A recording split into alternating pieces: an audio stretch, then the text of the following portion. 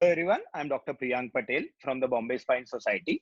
I would like to welcome Dr. Abhilash Dhruv, who will be sharing an interesting case on thoracolumbar trauma in our Bombay Spine Society Case of the Month series. Over to you, Abhilash. Thank you, Priyank, and thank you, BSS, for giving me this opportunity to share this very interesting case. So, very quickly, a 24-year-old male daily wage earner had a history of fall from a loading lip of a truck and presents with severe back pain. These are the initial X-rays which reveal a ghastly fracture of the thoracic spine, a fracture dislocation to be precise, which can be seen very clearly in the adjoining films.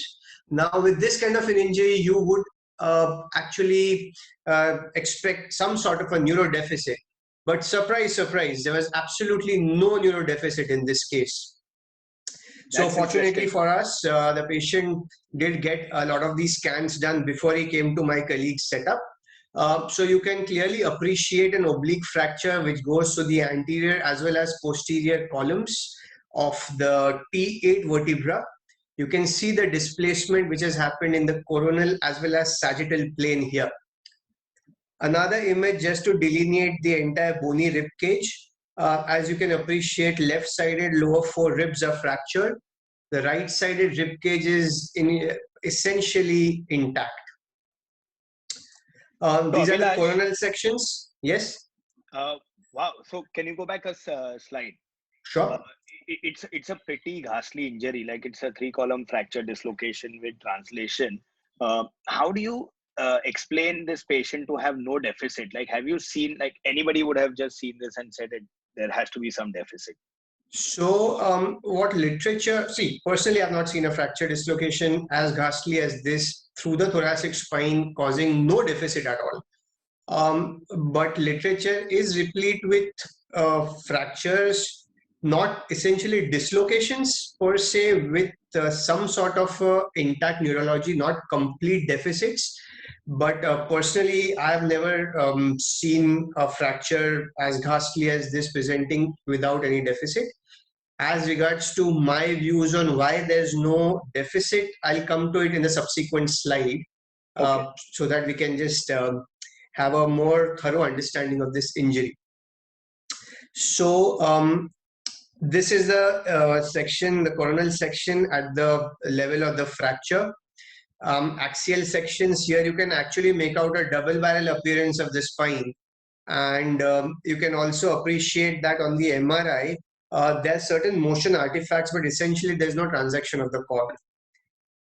So when we deal with these fractures, obviously we have to fix these kind of fractures. There are certain inherent challenges when we deal with these injuries. The most important one of them, which I feel, is the fact that the patient has absolutely no neurodeficit. So basically something as simple as shifting the patient to the OR or shifting the patient from the trolley onto the table itself may precipitate a deficit. Not to mention the fact that your surgery or your reduction, which is done in the best intent, the most careful way, itself may precipitate a deficit. And honestly, to top it all, this has happened during peak lockdown, and this was done at a peripheral center. So these were the basic challenges that we faced. We did go in with a solid strategy. One of the most important components of this strategy was thorough counseling, where we had to explain the patient and the relatives, make them aware of the nature of this particular fracture, the implications on treating it surgically, and more importantly, the fact that what the trauma could not precipitate, we could do despite our best intentions. So transfer, needless to say, was supposed to be done under supervision. And here I would like to highlight the fact that we ordered neuromonitoring for this particular fracture surgery. Honestly, we are very, very grateful to the neuromonitoring company which could provide us neuromonitoring at a concession, because I mentioned earlier that it was a daily wage earner. And having got neuromonitoring, it was decided to take baseline readings basically before positioning, after positioning, and each and every step of reduction. And basically, I'll highlight the fact that how neuromonitoring helped us. So when we proceeded with surgery, shifting, everything happened, no changes in the baseline. This is how the entire fracture looked on table after exposure.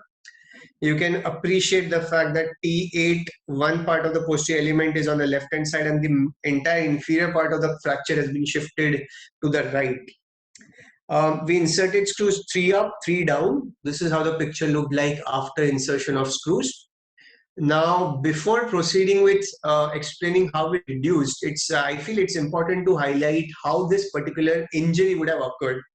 So the patient was carrying a weight on his right shoulder. So there was slight leaning onto the left. I feel that at that particular point in time, T8 was the instantaneous axis of rotation. That heavy load and the patient itself fell from the loading lip and landed on his feet, during which time the entire load on a tilted spine propagated that entire force obliquely through T8.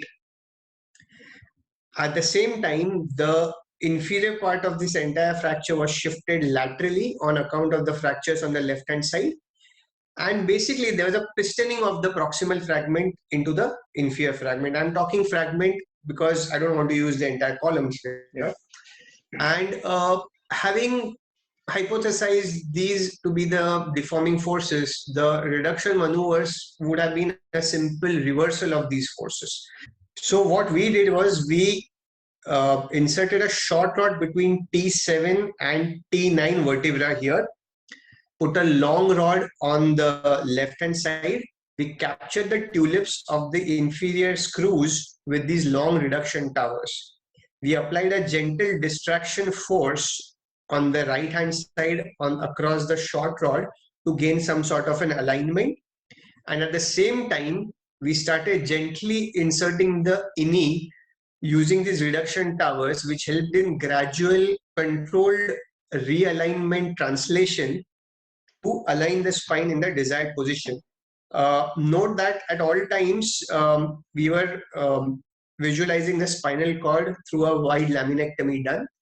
And we were fortunate that the entire reduction was carried out without any untoward incident as regards neuromonitoring.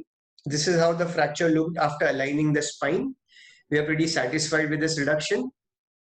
Post-operatively, the patient walked on his own day 4, if I'm not mistaken. After that, the patient was lost to follow-up. He suddenly resurfaced, sending this 4 months post-op X-ray. Patient got married in December, and I'm hoping that he follows up soon so that we can have a good 1-year post-op X-ray of the same. Thoracic spine fractures are 16% of all spine fractures. Almost 36% of these are type C thoracic fractures. They have maximum association with deficits as compared to thoracolumbar and lumbar fractures. And almost 39% of all the deficits encountered in these type C fractures are complete neurodeficits. This is just from some literature review that I've done. They are usually very high velocity injuries, so there are associated chest and abdomen injuries. Now, our case is a slightly unique case wherein there was no high velocity injury, but a heavy load plus gravity. Both of them exacerbated a fall from usually what we'll consider relatively low height.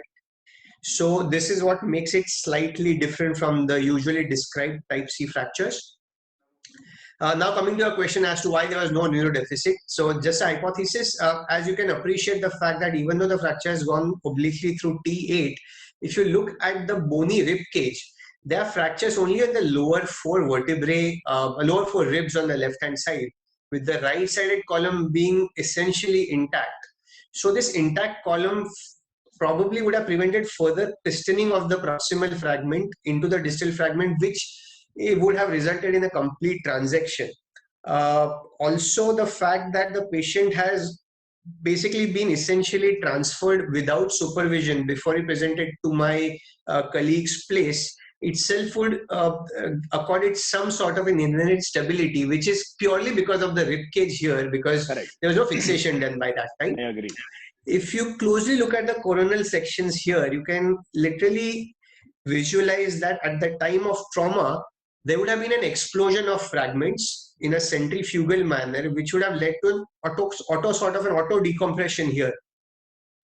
Again, the same thing can be seen in these axial images where you see a very wide column. If you see, just go between the two pedicles through the fracture site, One pedicle would essentially be a T7 pedicle and one would be essentially a T8 pedicle. You can see there's such a wide space available for the cord. So probably the patient was fortunate that the fracture literally would have exploded, causing an auto decompression, and the fact that further propagation would have been arrested with an intact bony rib cage on the right hand side. So when it comes to certain reduction techniques, I've gone through literature. Reduction techniques are described for complete neurodeficits as well as incomplete neurodeficits. When it comes to complete deficits, your entire purpose of surgery is just realigning and fixing the spine. So this realignment is done with simple lamina spreaders at the fracture site, which distract to get alignment. Same thing can be done with the help of 2 towel clips, which can apply manual forces at the fracture site.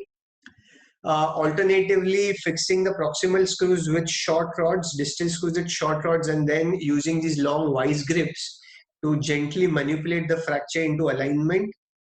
Similarly, connecting the proximal most and the distal most screws with horizontal rods, and again using these vice grips to somehow manipulate the fractures into reduction, have been described for complete deficits. Incomplete deficits, as I also demonstrated in the video, is it's highly recommended to do this under vision, wherein at all times the spinal cord is visualized, which basically requires you to do a wide laminectomy. One technique which AO describes on its website is again using these vice grips to manipulate the fragments into place. I feel the technique which I have described, wherein we're applying gentle distraction and the translation forces are applied through these reduction towers, which basically allows us gradual, controlled, slow reduction, besides making it quite an elegant technique in getting this reduction. In conclusion, thoracic trauma without deficits are pretty rare. The ones which present without deficits are very, very challenging. I cannot stress more on the importance of neuromonitoring in these cases. Very important to know the biomechanics of the fracture, because that helps in planning a reduction maneuver, because that's a simple reversal of the deforming forces. And the technique which I would have, I completely harp on the fact that using these reduction towers and gentle distraction enables gradual reduction, which coupled with neuromonitoring would ensure us to give a safe outcome in these kind of fractures. Thank you. It was truly a brilliant case. You had so many challenges: young patient, high demand back, intact neurology, and a sure shot hand burner when you try to reduce something like this. But I think your neuromonitoring was a big plus which you had, and Big of plus, course, yes. and of course your technique. And at the end, we can see such a phenomenal result. So I thank you, Abhilash, for sharing this case with us. There have been so many learning points. Uh, until next time, when we come back with one more interesting case. Thank you, everyone. Thanks, Abhilash. It's a pleasure, Priyan. Thank you so much.